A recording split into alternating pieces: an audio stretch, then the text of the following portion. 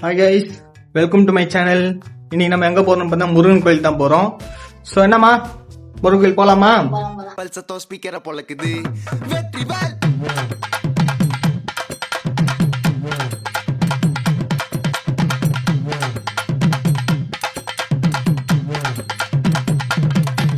நான் வடிவேல பார்க்க பல படி ஏறுவேன்.